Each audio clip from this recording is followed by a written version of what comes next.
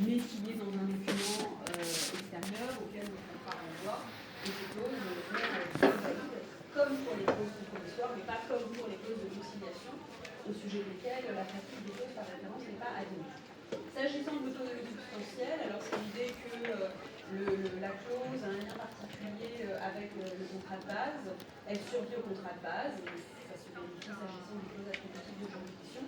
Et puis la clause attributive de juridiction rayonne aussi au-delà des parties originaires.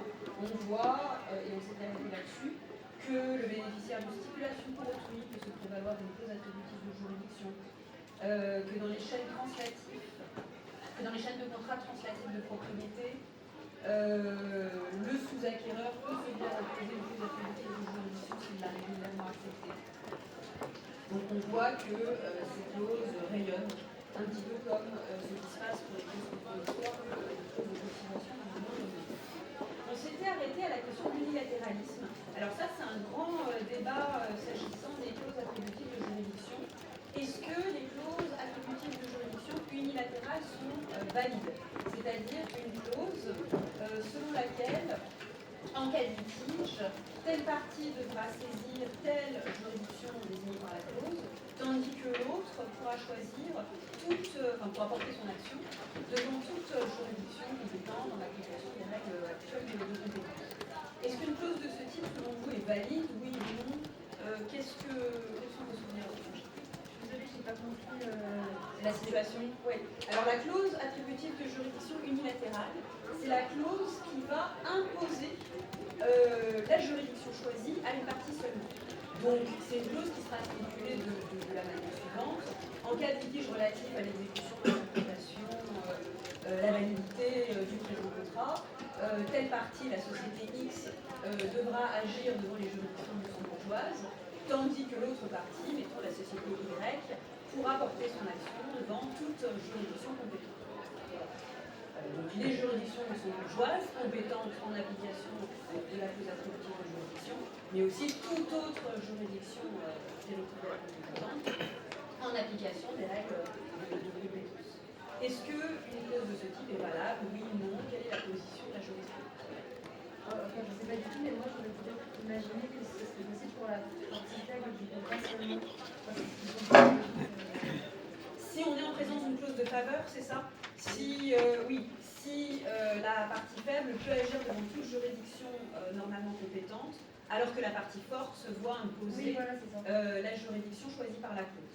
Alors ça, c'est ce qui se passe plutôt sur le terrain de la validité ou de l'applicabilité de la clause. C'est vrai que je n'ai pas beaucoup rentré dans cette question-là, mais par exemple en application du règlement Bruxelles 1 bis, quand on est en présence d'une partie faible, les clauses attributives de juridiction sont tolérées si elles ouvrent l'éventail des juridictions compétentes et pas si elles vont imposer à la partie faible une juridiction unique qui en plus n'est pas sa juridiction. Donc ça, c'est plutôt quelque chose qui va se régler sur le terrain de la validité ou de l'applicabilité dans le cas des parties faibles. Mais de manière générale, hors partie faible, est-ce que c'est une clause qui par principe sera invalide ou inapplicable parce que déséquilibrée, potestative, manquant de sécurité juridique, ou est-ce que c'est une clause qui pourra être quand même appliquée? Quelle est la position de la Cour de cassation aujourd'hui? Quelle a été sa position dans le temps? Et quelle est la position aussi de la Cour de justice de l'Union européenne? Oui. Ça sera expliqué un peu plus dans les détails dans l'exposé, mais la clause a d'abord été vue comme une clause potestative, en ce qu'elle offrait un très grand pouvoir à une partie comparé à l'autre. Et ensuite, il y a eu des évolutions, il me semble, en 2015 et en 2018, où la Cour de cassation a changé de position et a admis leur validité en les conditionnant je ne me rappelle plus exactement des conditions. Et ensuite, pour vérifier, la Cour de cassation a envoyé une question préjudicielle à la Cour de justice de l'Union européenne, qui a répondu dans un arrêt du 27 février 2025, et en fait qui portait sur comment appréhender ces clauses, en vertu de quel droit, etc. Et elle posait également des conditions, notamment relatives aux limites géographiques et aux facteurs objectifs et précis. en prenant application de ces conditions énoncées par la Cour de justice, la Cour de cassation a rendu les 4 arrêts du 17 septembre 2025, reprenant exactement la solution de la Cour de justice. Oui, c'est ça, c'est exactement ça. Merci beaucoup. On a eu une évolution dans la jurisprudence de la Cour de cassation. Initialement, la Cour de cassation considérait que ces clauses attributives de juridiction unilatérale étaient nulles.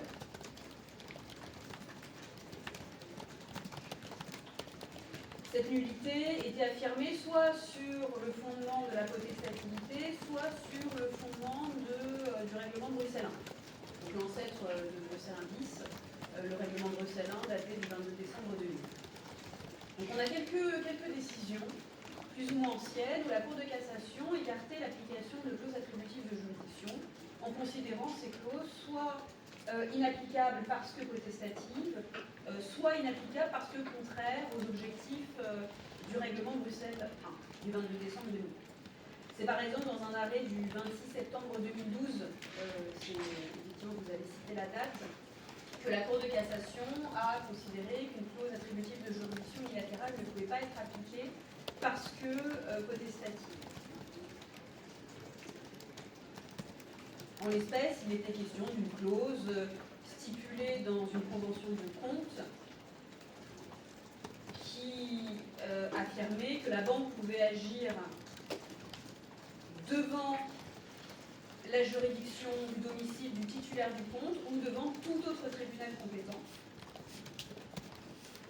alors que le titulaire du compte, lui, devait obligatoirement agir devant les tribunaux luxembourgeois. Donc c'est un petit peu la situation que je vous ai décrite tout à l'heure. Dans la convention de compte, on avait cette clause attributive de juridiction unilatérale où le titulaire du compte ne pouvait agir que devant les tribunaux luxembourgeois, alors que la banque, elle, pouvait agir soit devant la juridiction du domicile du titulaire du compte, soit devant tout autre tribunal compétent. Donc on avait clairement une clause qui liait beaucoup plus fortement une partie que l'autre. Le titulaire du compte devait seulement agir devant certains tribunaux, alors que finalement la banque avait une option très largement ouverte. Et c'est vrai qu'en plus ici on était dans une situation de déséquilibre, puisqu'on peut considérer que dans une convention de compte, le titulaire du compte est dans une position de subordination par rapport à la banque. Donc là, la Cour de cassation a affirmé que cette clause avait un caractère contestatif parce qu'en fait, une seule partie était liée par la clause. Le titulaire du compte. Et la banque, elle, était libre de respecter la clause dans sa dimension coercitive, c'est-à-dire d'agir devant les tribunaux luxembourgeois, ou pas. Donc c'est ça l'essence de la potestativité. C'est l'obligation dont l'exécution est laissée au libre arbitre d'une partie, à la seule volonté d'une partie. Et donc là, c'est ce qui se passait dans cette clause attributive de juridiction. Le titulaire du compte était lié, tandis que la banque, elle, n'était pas vraiment liée, elle pouvait exécuter l'obligation ou pas, elle pouvait agir devant les tribunaux luxembourgeois ou pas, puisqu'elle bénéficiait finalement d'une option de compétence très, très largement ouverte. Donc ça, c'est un arrêt de la première chambre civile du 26 septembre 2012, numéro de pourvoi 11 26 022, 11 26 022, si vous voulez aller voir l'arrêt.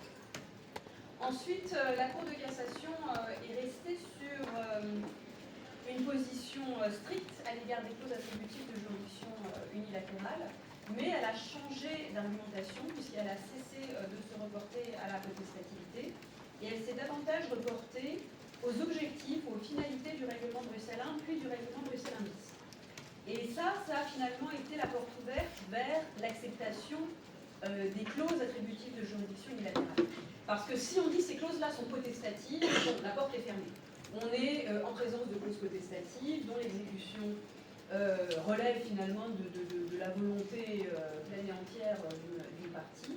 Et on sait qu'en droit français, les obligations stipulées sous des conditions purement potestatives sont nulles. A l'inverse, en raisonnant par rapport aux objectifs et aux finalités de Bruxelles 1 et de Bruxelles 1 bis, on peut éventuellement accepter que ces clauses soient valables ou applicables, parce que selon la manière dont on conçoit ces objectifs et leur satisfaction, ça va permettre ou pas d'écarter ces clauses.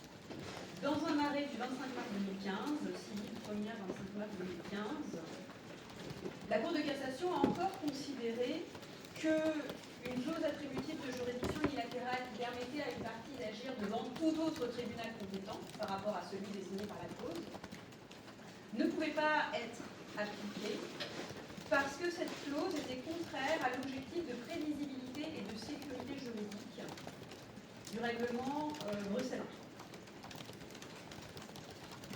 1. Alors pourquoi est-ce que la Cour de cassation a considéré que la prévisibilité et la sécurité juridique n'étaient pas satisfaites? Eh bien parce qu'en fait la clause ne précisait pas sur quels éléments objectifs la compétence du tribunal devait être déterminée. Donc une clause qui prévoit simplement, selon la Cour de cassation, qu'une partie peut agir devant tout autre tribunal compétent, c'est une clause, en tout cas c'est ce que considérait la Cour de cassation en 2015, qui est trop imprécise pour satisfaire les objectifs de prévisibilité et de sécurité juridique de Bruxelles. Donc là, la Cour de cassation ne disait plus cette clause est potestative, elle disait cette clause finalement est trop imprécise et donc les objectifs de prévisibilité et de sécurité ne sont pas atteints. Mais ça signifiait déjà, à contrario, qu'en présence d'une clause attributive de juridiction suffisamment précise, bien qu'unilatérale, on puisse l'appliquer. Et ce qui s'est passé dans un arrêt du 3 octobre 2018, toujours rendu par la première chambre civile, c'est le numéro de pourvoi 17 21 309. 17 21 309.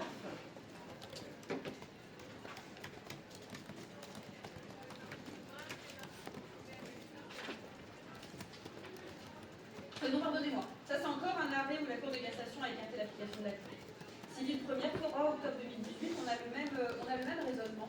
La Cour de cassation considère là encore que la clause attributive de juridiction unilatérale qui était en cause ne précisait pas selon quelles règles la compétence alternative à la juridiction désignée par la clause devait être identifiée. Donc là aussi, trop d'imprécisions, la Cour de cassation ne valide pas. Civile première, 3 octobre 2018, numéro de pourvoi 17 21 309, c'est le même raisonnement dont l'arrêt précédent du 25 mars 2015. On est en présence d'une clause qui ne comporte pas d'éléments objectifs permettant d'identifier les juridictions compétentes à côté de la juridiction désignée par la clause de compétence. En revanche, on a contemporain du premier arrêt ou du deuxième arrêt que je vous ai cité, un arrêt du 7 octobre 2015, civile première 7 octobre 2015, numéro 14 16 898, où là, la Cour de cassation a considéré qu'une clause attributive de juridiction unilatérale pouvait être appliquée parce qu'elle comportait des éléments précis permettant d'identifier les autres juridictions compétentes à côté des juridictions désignées par la Cour.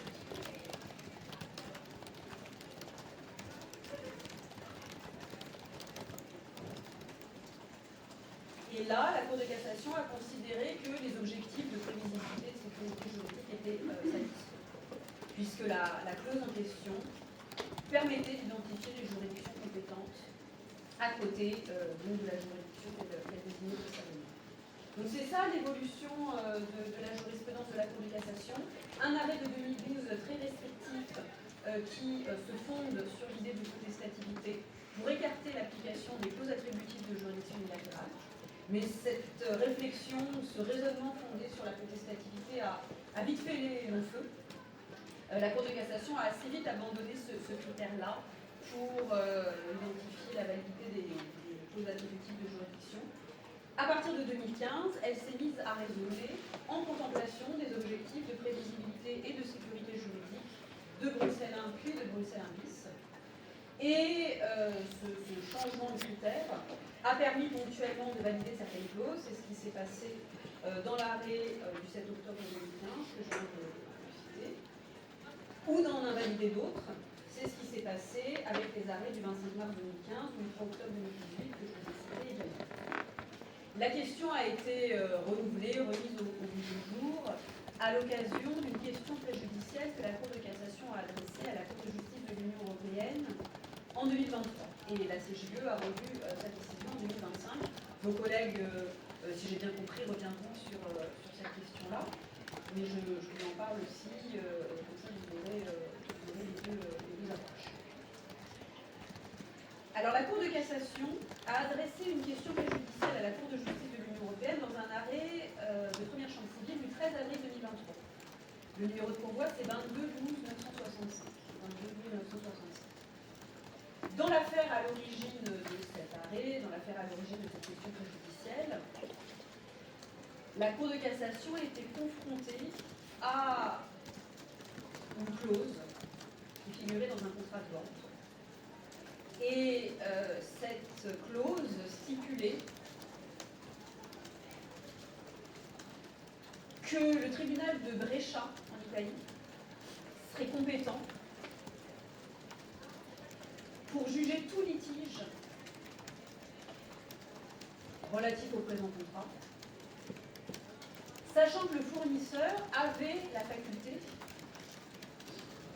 d'agir contre l'acheteur devant tout autre tribunal compétent en Italie ou à l'étranger. C'est quasiment ainsi qu'était stipulé la clause. La rédaction de la clause, c'est exactement: la compétence du tribunal de Brescia s'appliquera à tout litige qui surgirait du présent contrat ou qui aurait un rapport avec ce dernier. Le fournisseur se réservant la faculté de procéder à l'égard de l'acheteur devant un autre tribunal compétent en Italie ou à l'étranger. Donc on avait clairement une clause attributive de juridiction unilatérale, puisqu'on comprend à la lecture de cette clause que l'acheteur doit agir devant le tribunal de Brescia en cas de litige, tandis que le fournisseur, lui, pouvait agir devant tout autre tribunal compétent en Italie ou même à l'étranger. Confrontée à cette clause, confrontée à l'application de cette clause, la Cour de cassation s'est adressée à la Cour de justice de l'Union européenne, puisque les clauses attributives de juridiction asymétrique sont nombreuses et posent un certain nombre de questions spécifiques. On avait différentes questions qui étaient adressées à la Cour de justice. La principale question portait sur le droit applicable. La Cour de cassation souhaitait savoir si, en présence d'une clause attributive de juridiction asymétrique, il fallait apprécier sa licéité en contemplation des critères autonomes ou tirés de Bruxelles Indice. À charge pour la CJUE de préciser ces critères, mais il s'agit globalement des objectifs de prévisibilité, de sécurité juridique qu'on a déjà rencontrés. Ou alors, s'il fallait apprécier la licéité de cette clause en contemplation du droit de l'État membre désigné par la clause. Donc, il y avait une question qui était une question de droit applicable. Le juge français, confronté à une clause attributive de juridiction asymétrique, doit-il apprécier la licéité de cette clause en appliquant les critères autonomes du règlement Bruxelles Indice, que faisait la Cour de cassation finalement avec la jurisprudence fondée sur les idées de prévisibilité de sécurité juridique? Ou est-ce que le juge devait apprécier la licéité de cette clause en contemplation de son propre droit, si on part du principe que c'est le juge français qui est désigné par la clause? Et en faveur de cette seconde possibilité, il y a un passage de l'article 25 du règlement Bruxelles Indice qui concerne les prorogations conventionnelles de compétences, donc ça concerne les clauses attributives de juridiction. Et ce passage de l'article 25 du règlement Bruxelles Indice envisage l'application du droit du juge désigné par la clause concernant la validité au fond des clauses attributives de juridiction. Donc quand l'article 25 du règlement Bruxelles Indice dit la validité au fond des clauses attributives de juridiction est appréciée en contemplation du droit du juge désigné par la clause, est-ce que cela autorise le juge français à écarter l'application de clauses attributives de juridiction asymétrique en vertu de son propre droit, le droit français? Ou est-ce qu'il faut raisonner par rapport aux critères autonomes de Bruxelles Indice, donc encore une fois la sécurité, la prévisibilité juridique? Donc ça c'était la principale question, une question de droit applicable.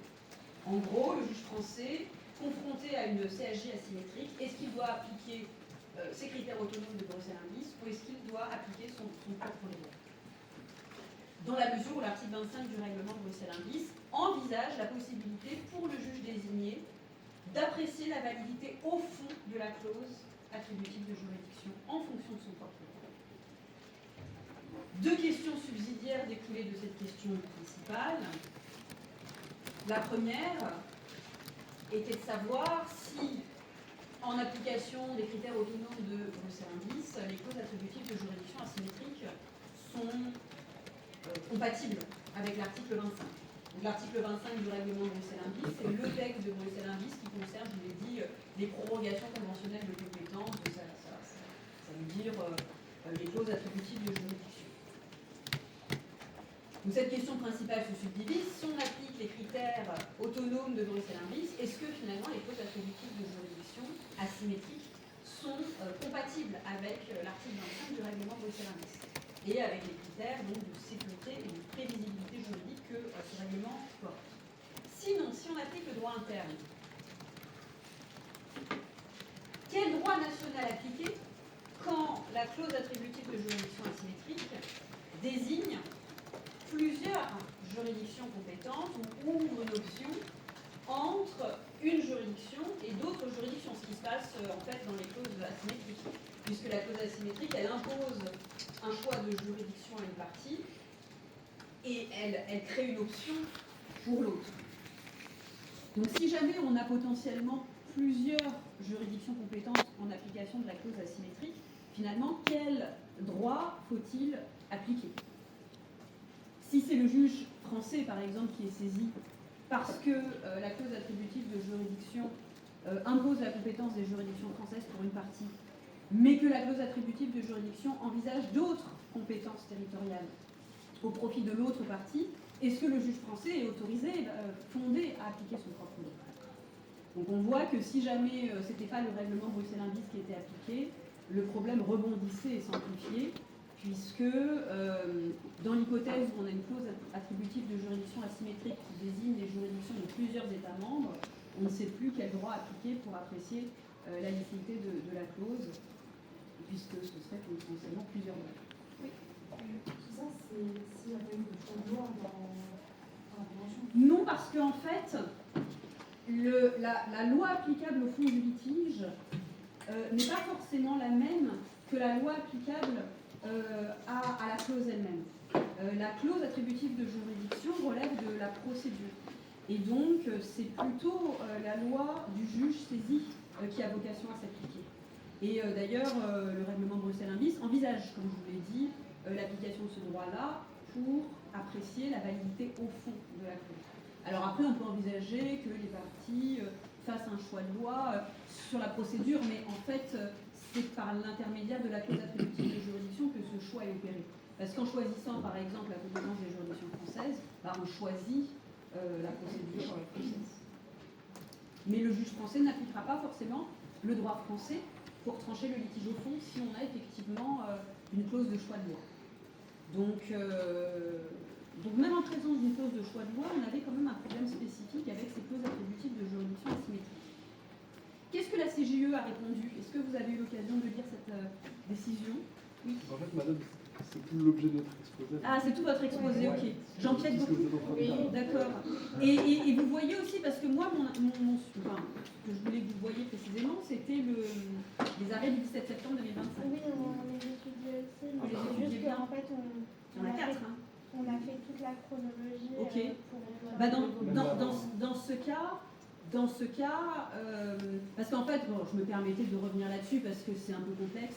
Et je sais que dans une présentation, parfois ça va un peu vite, et c'est aussi pour vos collègues qui sont tout simplement. Mais ce que je peux faire, c'est m'arrêter là, suspendre le cours là, de ma présentation, vous laisser la parole, et peut-être reprendre les points pour la prise de notes si jamais vos collègues n'ont pas pu noter pendant l'exposé. Ouais. Ouais.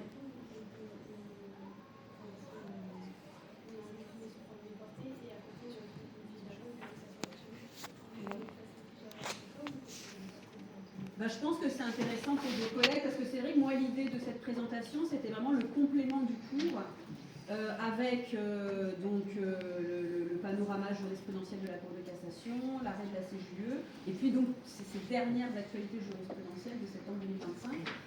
Donc, pour répondre à votre question, oui, il faudrait faire la fiche d'arrêt pour bien comprendre de quoi il est question dans les différentes affaires. On fait comme ça, du coup, je vous laisse la parole. Vous allez nous dire ce que la CJUE a décidé. Et puis, du coup, vous parlerez aussi des arrêts du 17 septembre 2025. Et puis, s'il y a besoin de reprendre des choses, on reprend. Vous voulez venir ici?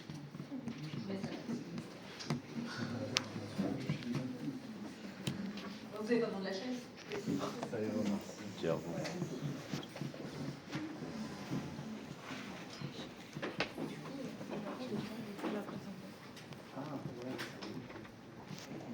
Et franchement, je pense que ce ne sera pas superflu si vous reprenez la teneur de la question préjudicielle parce que c'est tellement compliqué. Voilà, je pense que c'est aussi bien de le dire deux fois.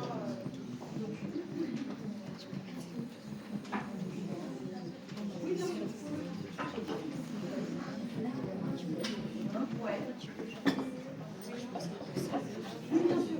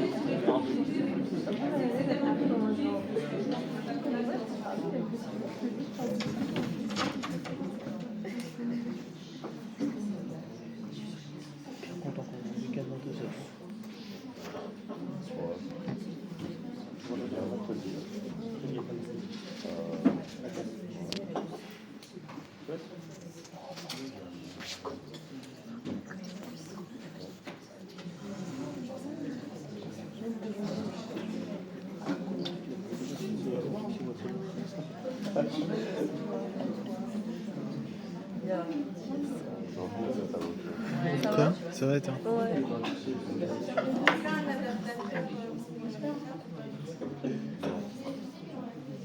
Mais sinon, vous nous envoyez sur l'adresse du L2 et moi je transfère sur les propositions.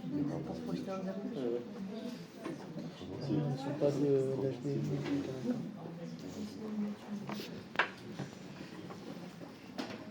Vous avez tous un ordinateur, non? Ça permet, oui, ça permet de suivre.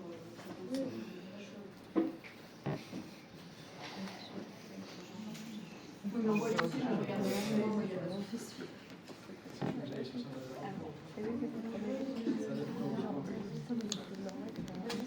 USB-C, HDMI.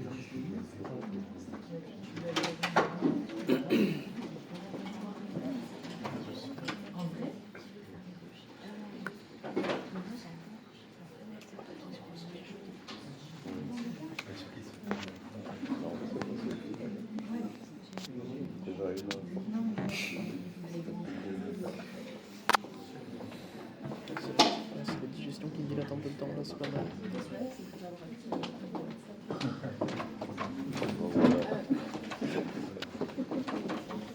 C'est terrible. Ah, Edouard, c'était trop chaud.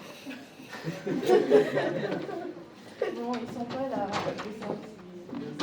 Dans ce cas-là, je pense oui, on va envoyer sur les adresses mail et ça permet à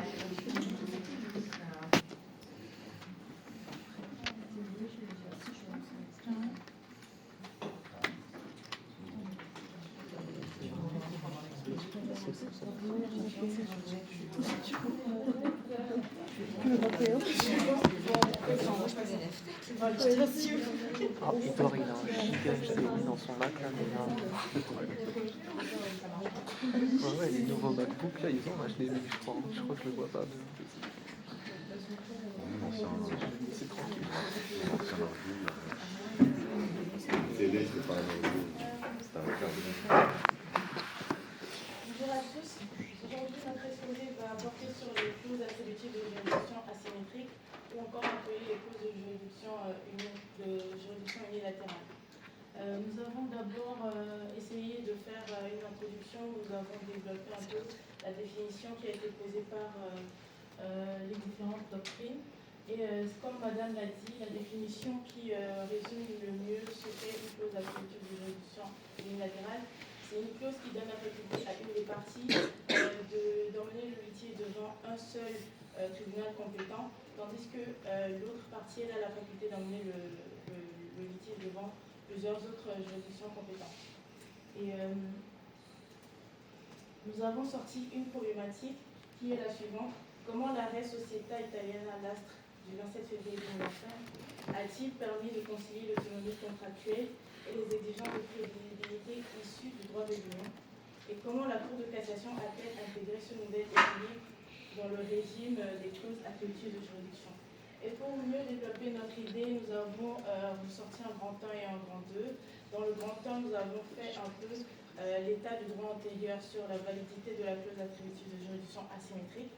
Et dans le grand 2, nous sommes allés au cœur du sujet, où nous avons établi ce qu'est l'admission des... nous avons montré l'admission des clauses attributives de juridiction asymétrique en droit français suite à l'arrêt de la Cour de justice. En principe, j'avais fait un schéma, je ne sais pas si vous l'avez devant vous. J'ai fait un peu une petite frise qui montrait l'évolution jurisprudentielle française depuis 2012 à 2023, puisque comme la prof l'a si bien dit pendant le cours, de prime abord, la Cour de cassation avait une approche très restrictive, très fermée de la clause attributive de juridiction unilatérale, où elle l'a considérée nulle et nulle de tout effet, dès l'instant où pour elle c'était une clause protestative qui empêchait les parties d'avoir autant de liberté que l'autre. Ensuite, à partir de 2015, moi j'ai parlé de groupe, nous avons parlé d'infléchissement, justement parce que Madame elle a dit que la Cour de cassation, elle restait un peu sur la même position qu'en 2012, mais nous avons affirmé que c'est une sorte d'infléchissement parce que, comme Madame l'a prouvé, ça a ouvert la porte à la validation finalement de ces clauses-là. Parce qu'à partir de 2015, on est parti sur une validation presque, pas une validation, mais une sorte d'acceptation de ces clauses lorsque, justement, du coup, en principe, en 2015, on n'avait plus une nullité automatique, mais on avait une clause symétrique qui est valide si on avait des éléments d'identification des tribunaux compétents qui étaient précisés dans la clause. Donc ça permettait à la partie, à toutes les parties du contrat d'avoir une sorte de prévisibilité et c'était les objectifs qui étaient précisés dans le règlement Bruxelles 1. Il fallait de la prévisibilité et de la sécurité juridique. Donc à partir de 2015, ces clauses unilatérales vont être acceptées seulement si cette clause contient tous les éléments permettant de déterminer quels sont les tribunaux compétents dans le litige. Ensuite, à partir de 2018, on va avoir une sorte de précision. On va rester sur la même forme de validation et de nullité, mais on va avoir une précision concernant l'invalidité parce que, comme on l'a dit, en absence de prévisibilité, on aura une contrariété au règlement Bruxelles 1. Du coup, on aura une annulation de toutes les clauses qui ne seront pas assez précises sur tout ce que seront les tribunaux compétents et on aura quand même une validité de ces clauses-là lorsqu'on aura toutes les précisions concernant les tribunaux. Ensuite, on verra qu'on a eu une sorte de renouvellement de la validité de ces clauses-là qui vont être totalement acceptées avec l'arrêt de la Cour de justice qui va apporter une grande évolution dans la jurisprudence de la Cour de cassation. Je vais laisser la parole à mes camarades.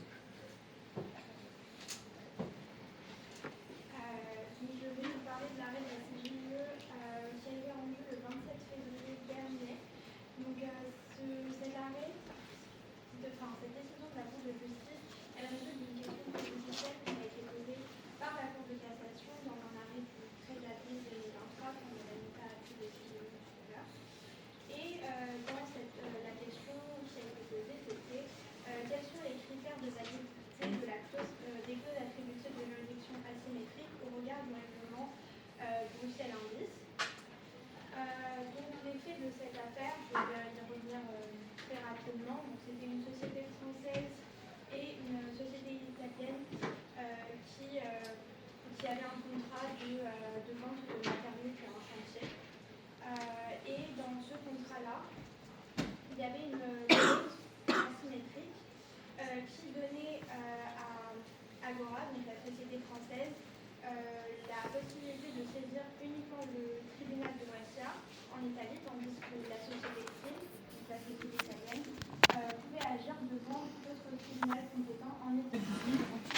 c'était bien après de vous laisser la parole. Donc, vous avez bien résumé les choses, tant sur l'arrêt de la CJUE, que sur les arrêts du 17 septembre 2025. C'était bien, même si vous passez en revue les différents arrêts, d'avoir les fiches d'arrêt, donc les faits, les clauses, pour voir aussi en pratique, puisque la jurisprudence se faisait sur la pratique ici, pour voir en pratique comment ça se présente, quel type de clause on rencontre, et puis l'analyse et la portée critique aussi très intéressante. J'ai une question. Je pense que c'était implicite dans l'exposé, peut-être moi-même me suis-je un moment distraite. Ma question, c'est est-ce que, alors je vous la pose à tous, qui avez aussi été exposé, est-ce que, au vu de l'arrêt de la CJUE et de l'application que la Cour de cassation a fait, est-ce que l'article 25 du règlement Bruxelles 10, qui prévoit d'apprécier la validité au fond des clauses attributives de juridiction selon le droit de l'État désigné par la clause, est-ce que c'est une précision qui est lettre morte depuis l'arrêt de la CJUE, ou comment est-ce qu'il faut comprendre cette décision, comment la rendre compatible avec l'arrêt de la CJUE et l'application que la Cour de cassation en fait? Je ne sais pas si je m'explique bien. Ça a été rappelé dans l'exposé, dans le règlement Bruxelles 1 qui concerne donc les prorogations conventionnelles de compétences, et en particulier les clauses attributives de juridiction, il est précisé que la validité au fond de ces clauses est appréciée selon le droit applicable devant la juridiction de l'État membre désigné par la clause. En gros, si une clause attributive de juridiction désigne les juridictions françaises comme juridiction compétente, selon l'article 25 du règlement Bruxelles 1, le juge français peut apprécier la validité au fond de la clause attributive de juridiction selon le droit français. C'est en tout cas ce qui est écrit dans le règlement Bruxelles 1. Est-ce que cette précision de l'article 25 du règlement Bruxelles 1 est caduque, ne trouve plus à s'appliquer depuis l'arrêt du 27 février 2025, ou est-ce que ce n'est pas exactement ça que dit la CJUE? Est-ce qu'il faut comprendre autrement cette interprétation des textes? Parce qu'en fait, j'attendais ça parce que c'est un point un peu compliqué. J'attendais ça, et vous en avez parlé, mais j'aurais aimé qu'on revienne là-dessus parce que pour moi, c'est vraiment le point le plus complexe à comprendre dans l'arrêt de la CJUE du 27 février 2025. Rappelez-vous la question de départ. L'article 25 du règlement Bruxelles 1 prévoit que la validité au fond des clauses attributives de juridiction est appréciée selon le droit de l'État membre désigné par la clause. C'est l'exemple que je vous ai fait avec les juridictions françaises. Est-ce que devant une clause asymétrique, il faut appliquer les critères autonomes de Bruxelles 1 ou le droit du juge désigné, comme semble l'affirmer l'article 25? La CJUE a répondu très clairement en disant qu'il faut raisonner par rapport aux critères autonomes du règlement Bruxelles 1 prévisibilité, sécurité juridique, dont vous avez eu tout à fait raison de rappeler qu'il s'agit de critères eux-mêmes imprécis et manquant de sécurité juridique. Parce qu'en fait, on déplace le problème, on passe de la potestativité qui correspond effectivement à un concept un peu flou, mais qui a quand même une certaine densité jurisprudentielle au fil du temps, à d'autres concepts encore plus flous, la prévisibilité et la sécurité juridique. Et après, vous avez raison aussi de souligner que finalement, ce que veut faire la CJUE, c'est valider les clauses attributives de juridiction, dont les asymétriques, et puis poser quelques garde-fous dont on va porter eux-mêmes interroge. Mais donc, pour revenir au point technique, comment comprendre la manière dont la CJUE interprète, applique l'article 25? Est-ce que vous êtes posé la question, alors ceux qui avaient fait l'exposé ou les autres, est-ce que ça veut dire que la CJUE neutralise, entre guillemets, ou prive des faits la partie de l'article 25 où il est précisé que le juge interprète la validité au fond des clauses selon son droit? Comment comprendre ça? Oui. Si j'ai bien compris, je vais le faire parce que c'est moi qui ai fait cette partie. Mais ça concerne tout le monde. La Cour, du coup, elle dégage cette notion de critère autonome et elle renvoie du coup au droit européen, mais ça n'annule pas, entre guillemets, l'article 25 paragraphe 1, dans le sens où il y a des notions qui ne sont pas définies et qui sont toujours renvoyées au droit national, comme par exemple les causes générales de nullité, l'erreur, le dol et l'incapacité. Et donc ça restera régi par le droit national. Donc en soi, l'article 25 qui dit toujours, mais à travers en fait des exceptions au droit communautaire. Voilà, donc peut-être que les juges iront peut-être plus vers cette nudité-là que vers l'imprécision et le déséquilibre, afin d'avoir aussi un plus grand pouvoir d'appréciation.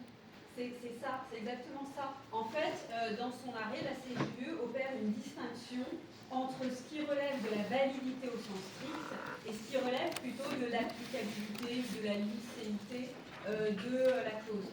Pour ce qui concerne la validité au sens strict, donc effectivement, tout ce qui relève du consentement et de la capacité, le juge peut continuer d'appliquer son droit pour écarter l'application des clauses nulles. Donc si on est en présence effectivement d'un contrat vicié en raison d'une erreur, d'un dol, ou parce que l'une des parties souffre d'une incapacité juridique, le juge français, si c'est lui qui est désigné par la clause attributive de juridiction, peut continuer d'apprécier le droit français pour déclarer nul le contrat ou la clause, si c'est de la clause qu'il est question, comme ça nous intéresse ici. En revanche, s'il est question de licéité ou d'applicabilité de la clause attributive de juridiction, notamment unilatérale, là, la Cour de cassation, la Cour de justice considère qu'on est en présence de conditions de validité propres aux conventions attributives de juridiction. Donc c'est ce que j'appelle moi plutôt la licéité ou l'applicabilité, mais pas la validité au sens strict. La validité au sens strict, en droit interne, c'est le consentement, la capacité, le but. Donc si on est au-delà de ces conditions de validité, on peut avoir, comme dit la Cour, des conditions de validité propres aux clauses attributives de juridiction, mais pour ces conditions propres, dans ce cas-là, c'est effectivement le règlement de Bruxelles qui sera appliqué. Donc, il me semble, la CJUE opère une distinction qui permet effectivement de conserver son sens à l'article 25 du règlement de Bruxelles entre les conditions de validité ou la validité au sens strict, et puis la licéité ou l'applicabilité, les conditions propres aux clauses attributives de juridiction, comme dit la CJUE, où là il faut appliquer le règlement Bruxelles et ses critères de prévisibilité et de sécurité juridique. Vos collègues ont tout à fait bien rappelé la portée de la solution de la CJUE, donc je reviens quasiment pas dessus.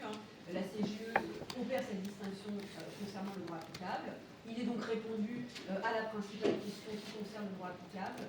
On comprend que le but de cette jurisprudence, c'est de favoriser l'applicabilité des clauses attributives de juridiction, fussent-elles asymétriques. La CJUE considère que le déséquilibre n'est pas une cause de nullité ou d'inapplicabilité ou d'illicéité des clauses attributives de juridiction, avec les critiques que cela peut appeler. De manière générale, dès lors qu'il y a dans la clause des critères objectifs qui permettent de désigner ou d'identifier les juridictions compétentes de manière alternative par rapport à la juridiction désignée par la clause est suffisamment prévisible et sécurisée. Avec la réserve, effectivement, à l'endroit des tribunaux étrangers. Donc c'est vrai que cette réserve n'est pas des plus claires, et puis en plus ça manifeste une certaine méfiance. Je ne sais pas si c'est aussi la portée de votre critique, mais une certaine méfiance, c'est-à-dire une suspicion envers les autres ordres juridiques. Donc on peut se demander si elle est tout à fait fondée. Là aussi, on a une distinction qui est opérée implicitement par la CJUE entre le système communautaire et puis le système extra-communautaire. Dès lors qu'on est dans le système communautaire, dès lors que les juridictions désignées sont des juridictions des États membres, pour la CJUE, la clause est valide, même unilatérale ou déséquilibrée. En revanche, si c'est une autre juridiction qu'une juridiction d'un État membre qui est désignée, là, cela semble davantage poser problème. La CJUE ne développe pas, mais on a en tout cas une réserve sur cet aspect-là. Et la nature de cette réserve peut aussi poser des questions concernant la suspicion, la méfiance que la CJUE semble exprimer à l'endroit des autres systèmes juridictionnels. Et puis on a quelques garde-fous. La clause ne doit pas être contraire aux dispositions protectrices des parties faibles, et la clause, je ne sais plus si ça a été dit, ne doit pas déroger à une règle de compétence. Donc ce qu'il faut retenir, c'est que les clauses asymétriques sont valables à partir du moment où ce sont les juridictions d'États membres ou d'États partis à la Convention de Lugano qui sont désignés, à partir du moment où la clause comporte des éléments objectifs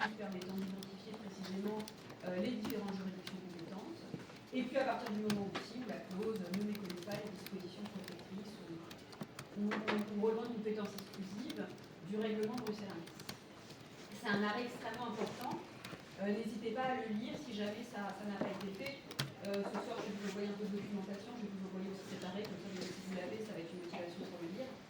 Mais il se trouve évidemment très facilement sur les GIPOS.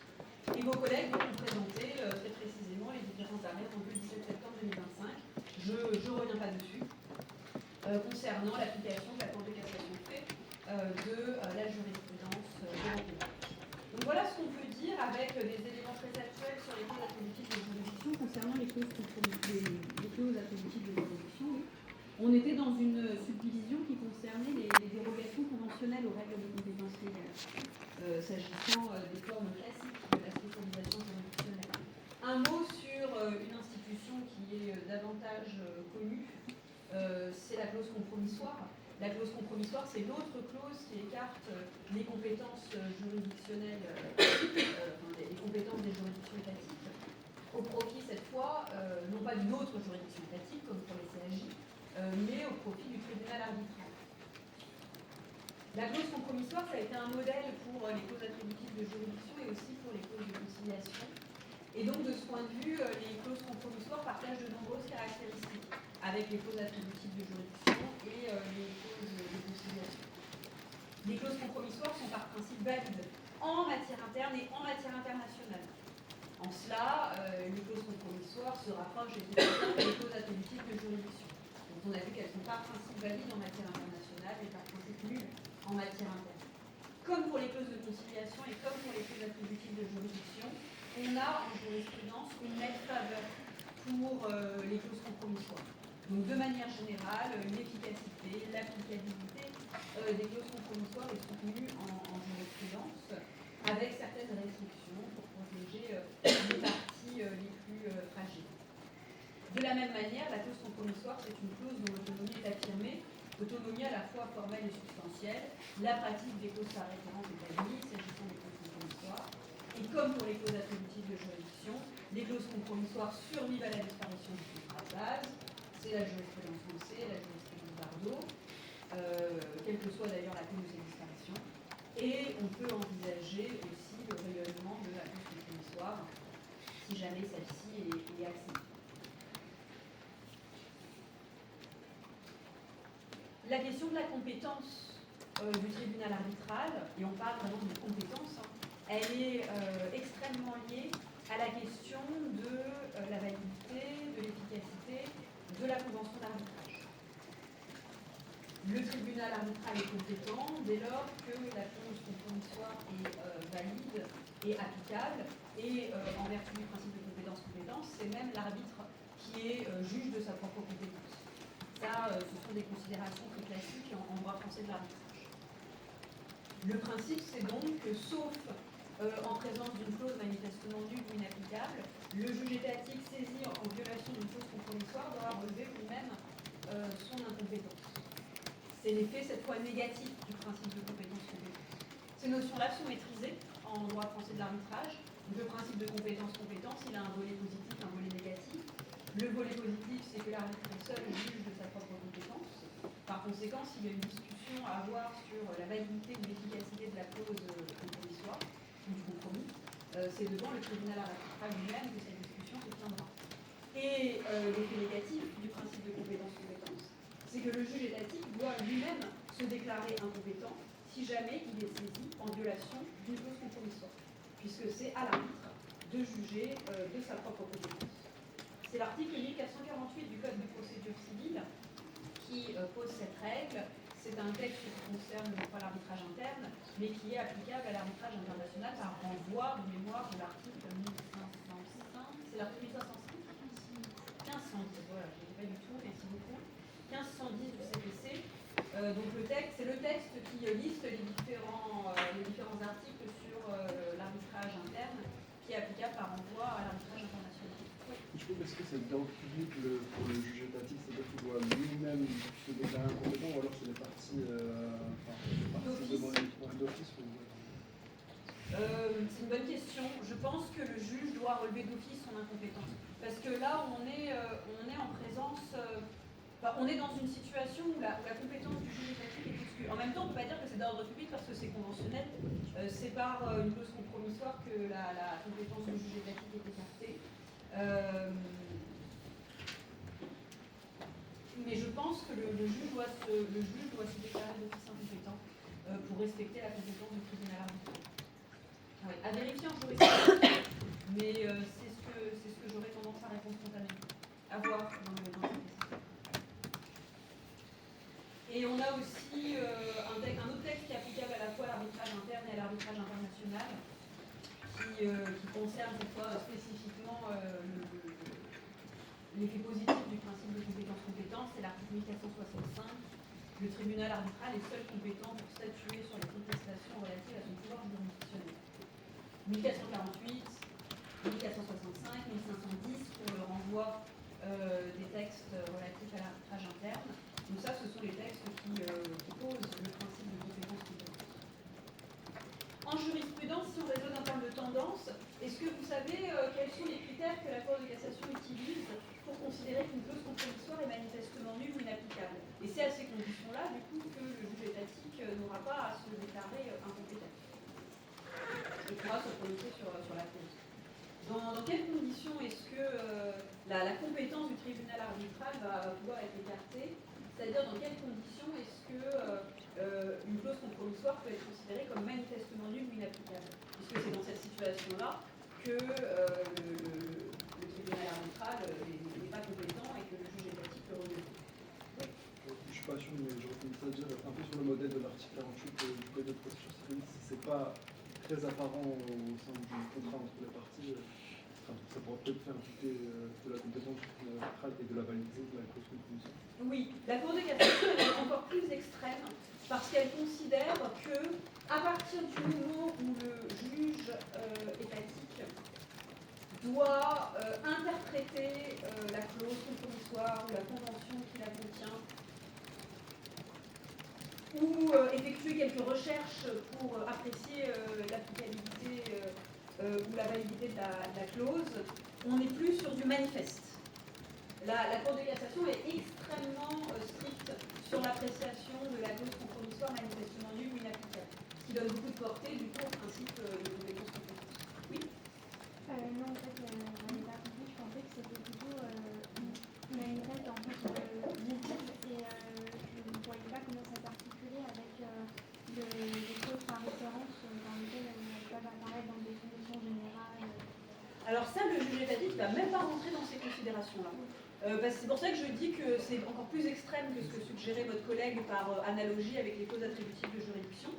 Effectivement, on a dit pour les clauses attributives de juridiction que leur validité est conditionnée au fait que la partie à laquelle on les oppose en ait bien eu connaissance, les ait bien acceptées, ou en tout cas ait eu la possibilité, on avait vu un arrêt récent, d'y accéder, voire de sauvegarder si jamais on est sur des documents dématérialisés. Là, la Cour de cassation est encore plus stricte parce qu'elle ne va pas raisonner par rapport aux notions d'acceptation, d'accessibilité, de portabilité de la clause. Elle considère vraiment qu'à partir du moment où le juge étatique a la moindre question à se poser, a le plus petit travail d'interprétation à réaliser pour déterminer si la clause est valide ou applicable, on n'est plus en présence d'une clause manifestement nulle ou manifestement inapplicable. Donc il faut vraiment qu'à la lecture de la clause, qu'à la lecture de l'acte, le caractère manifestement nul ou inapplicable de la clause ne fasse absolument aucun doute. Par exemple, dans un arrêt du 24 février 2016, un arrêt de première chambre civile, numéro de pourvoi 14-29-964, la Cour de cassation a jugé qu'une clause compromissoire n'est pas manifestement nulle ou inapplicable si le juge étatique doit interpréter la convention et rechercher quelle a été la commune intention des parties pour déterminer si celle-ci aurait voulu soumettre leur litige à un arbitrage. Je reprends. Civil première 24 février 2016, numéro 14-29-964. Une clause compromissoire n'est pas manifestement nulle ou inapplicable si le juge étatique doit interpréter la convention, alors que ce soit la clause ou le contrat qui la contient, et rechercher quelle a été la commune intention des parties pour savoir si celles-ci ont effectivement voulu soumettre leur litige à un arbitrage. Donc c'est ce que je vous disais tout à l'heure de manière un peu grossière. Dès lors que le juge étatique a un travail d'interprétation à fournir ou une recherche à réaliser concernant l'intention des parties, ce qui est la référence s'agissant de toutes ces clauses de règlement des litiges, on n'est plus en présence d'une clause manifestement inapplicable. On est en présence d'une clause dont la validité ou l'applicabilité est douteuse et devra être examinée par le tribunal arbitral lui-même, mais pas par le juge étatique. Alors, exemple d'un arrêt où la Cour de cassation a admis qu'effectivement il y avait clause manifestement nulle ou inapplicable. C'est un exemple ancien, un arrêt de la première chambre civile du 11 juillet 2006, civile première, 11 juillet 2006, numéro de pourvoi 03 19 838, 03 19 838. Dans l'affaire à l'origine de cet arrêt, on avait eu différents contrats qui s'étaient succédés et il avait été stipulé que la clause compromissoire qui figurait dans l'un des contrats de la CENI était remplacée par une clause attributive de juridiction. Là, la Cour de cassation a considéré que les juges du fond n'avaient eu à procéder à aucune interprétation. Il suffisait de comparer les contrats pour affirmer que les parties avaient bien entendu remplacer la clause compromissoire par une clause attributive de juridiction. Il y avait eu en fait une nouvelle expression de volonté qui permettait de considérer que la clause compromissoire n'était plus applicable, et ce de manière manifeste. Civile première, 11 juillet 2006. Donc là, c'est vraiment l'évidence. Un contrat en remplace un autre, et il est bien dit expressément que la clause compromissoire du précédent contrat est remplacée désormais par une clause attributive de juridiction à la faveur d'une nouvelle manifestation de volonté. Donc là, il n'y a pas d'interprétation, de recherche de la volonté des parties. Il suffit de comparer les contrats et de voir qu'une manifestation de volonté en a remplacé une. Tout récemment, enfin plus récemment, on a un arrêt de première chambre civile du 1er février 2023, numéro de pourvoi 21 24 145, 21 24 145. Dans l'affaire à l'origine de cet arrêt, il y avait deux pactes d'associés. L'un d'eux contenait une clause compromissoire. Les parties n'étaient pas les mêmes.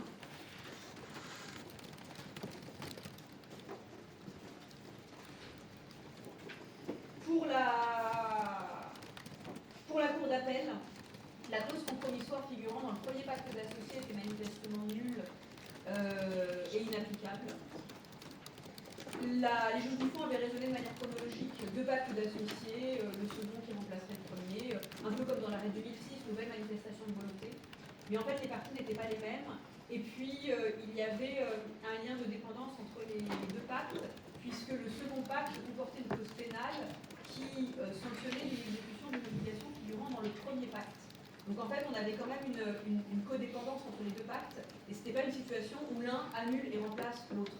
On avait quand même deux pactes qui finalement avaient vocation à coexister, puisque le second pacte comportait une clause pénale qui sanctionnait l'inexécution d'une obligation figurant dans le premier pacte. Et donc là, la Cour de cassation a considéré que les juges du fond avaient tort de considérer qu'on était en présence d'une clause manifestement nulle ou inapplicable.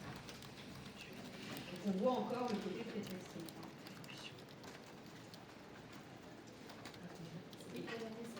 2023, civile première, 1er février 2023, numéro 21 24 145. Deux pactes d'associés. Les juges du fond adoptent un raisonnement chronologique où le second pacte remplacerait le premier. En réalité, ce n'est pas exactement comme ça que les choses se passaient, puisque les parties n'étaient pas les mêmes. Dans le second pacte, on avait une clause pénale qui n'avait sens que par rapport au premier pacte. Et donc, pour la Cour de cassation, la clause compromissoire figurant dans le premier pacte n'était pas nécessairement nulle ou inapplicable, parce qu'en fait, ce n'était pas un pacte en remplace un autre. C'était deux pactes qui avaient vocation à coexister, avec donc la question de la clause compromissoire à trancher, pas par le juge étatique, mais par le tribunal arbitral lui-même. Un dernier arrêt dans cette veine-là qu'on peut citer, c'est un arrêt de la première chambre civile du 22 mars 2023, numéro 21 24 432. Donc là aussi, on avait deux contrats. C'est l'hypothèse des clauses pathologiques, quand on a une succession de contrats avec des clauses contradictoires. Bon, on arrive à à une situation de pathologie entre les causes. Là, on avait un contrat de prêt avec une clause attributive de juridiction et un contrat d'assurance avec une clause compromissoire. Les deux contrats liés à un nom professionnel.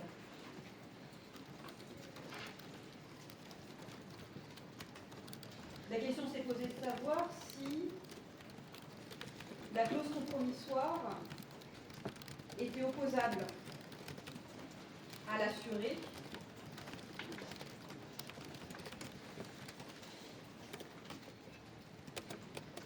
à une personne qui revendiquait la qualité d'assuré, même si elle n'était pas signataire du contrat d'assurance. Et la Cour de cassation a considéré que oui, en tout cas, qu'on n'était pas en présence d'une clause manifestement nulle ou inapplicable. Deux contrats, un contrat de prêt, un contrat d'assurance. Le contrat de prêt comporte une clause attributive de juridiction, le contrat d'assurance comporte une clause compromissoire. Les deux contrats liés à un nom professionnel. Pour la Cour de cassation, la clause compromissoire était opposable à la partie non signataire du contrat d'assurance qui revendiquait la qualité d'assuré, au bénéfice, au profit peut-être d'un mécanisme subrogatoire à vérifier dans les faits. Et donc on n'était pas en présence d'une clause manifestement nulle ou inefficace. Donc ce qu'on peut retenir à travers ces différents arrêts là, que je vous ai présentés, c'est que, encore une fois, la Cour de cassation était stricte sur l'appréciation du caractère manifestement nul ou inapplicable d'une clause compromissoire, ce qui permet, en négatif, de soutenir la compétence du tribunal arbitral, puisque c'est le thème de la compétence qui nous intéresse ici. Il y a des questions particulières de compétence aussi qui se posent en matière d'arbitrage d'investissement, notamment celle dans le droit spécial de l'arbitrage. Il peut y avoir des difficultés concernant la compétence rationnée personae, rationnée materiae, rationnée temporis du tribunal arbitral, en fonction des personnes que le traité d'investissement concerne, en fonction de la matière que concerne le traité d'investissement, en fonction de la date du traité d'investissement. Donc on a en jurisprudence des questions de compétences particulières s'agissant de l'arbitrage d'investissement. Ces questions concernent souvent le champ d'application personnel, matériel, temporel du traité d'investissement. J'ai relevé trois arrêts de 2023. J'ai relevé 4 arrêts de 2022-2023. Dans un arrêt de première chambre civile du 17 mai 2023, c'est un arrêt Abou Khalid.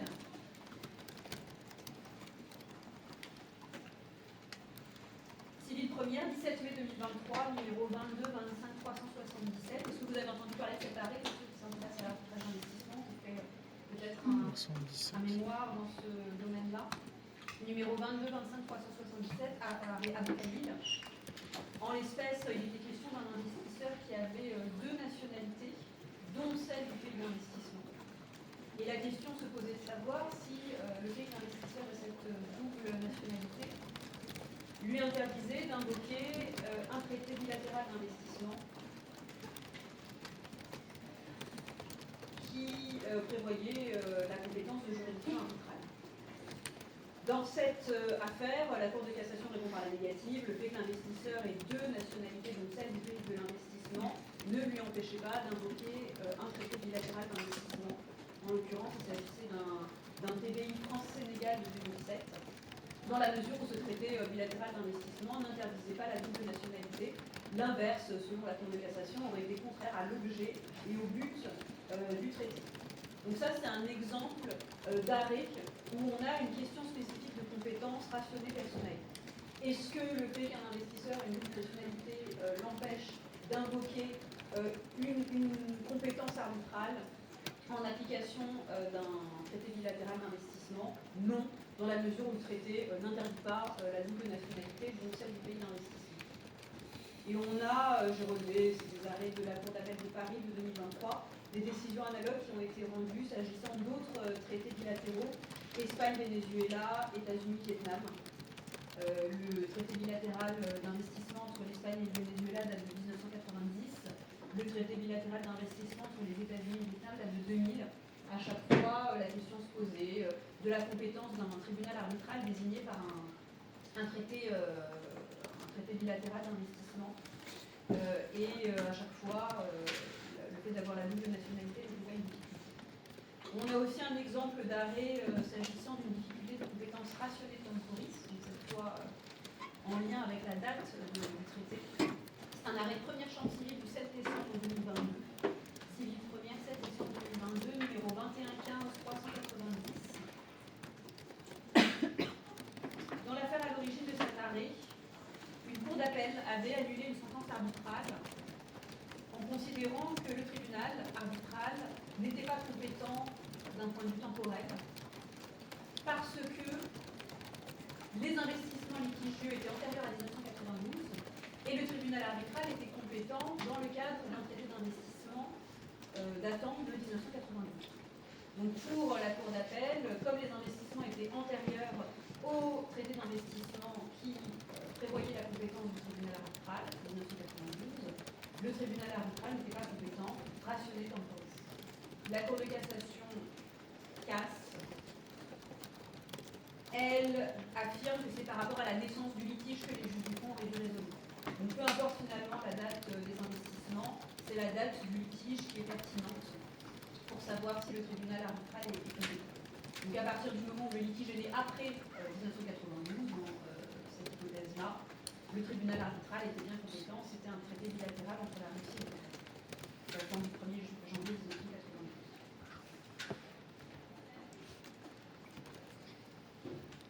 Donc là aussi, on retrouve la même interprétation stricte des notions d'arbitrage. C'est assez largement que la Cour de cassation valide la compétence des juridictions arbitrales basées sur le traité d'investissement. Et à contrario, la Cour de cassation se montre assez stricte à l'égard du contrôle opéré par le juge du recours sur la compétence du tribunal arbitral. Le juge du recours étant donc la Cour d'appel de Paris en France. C'est la Cour d'appel de Paris qui est compétente concernant les recours contre les sentences arbitrales, s'agissant notamment d'un problème de compétence. Donc voilà ce qu'on peut dire. C'était des développements assez longs, mais je pense qu'aussi ça se justifie vu l'objet de notre formation concernant les formes classiques de la spécialisation juridictionnelle. On a, ça c'était vraiment l'apport d'entrée de la séquence, la compétence de principe des tribunaux de commerce et des tribunaux des activités économiques, la compétence résiduelle des tribunaux judiciaires, et puis on a tout le volet contractuel avec les clauses attributives de juridiction et les clauses compromissoires qui effectivement sont très fréquentes dans les contrats d'affaires et en droit du commerce international. On va finir la séquence et on fera la pause après si vous êtes d'accord, sauf s'il y a vraiment besoin d'une pause maintenant. Il est moins 10. Je pense terminer la séquence vers 5-10 et je pense que ça fait une césure rationnelle. Et après, comme ça, on repart pour une deuxième partie qui sera assez courte. On va commencer à étudier la question de la langue dans les procédures d'affaires. Déjà, pour les deux premières années, vous n'avez pas spécifié est-ce qu'il s'agit d'une personne physique ou d'une personne morale. Et si c'est des arrêts qui concernent des personnes physiques, comment ça se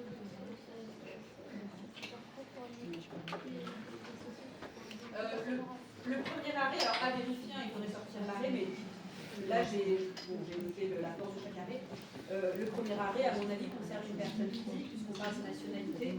Après, est-ce qu'on pourrait étendre par analogie la solution à une hypothèse où ce serait une partie personne morale, avec non plus une question de nationalité, mais une question de siège d'établissement? Je pense que la réponse est oui, à poursuivre.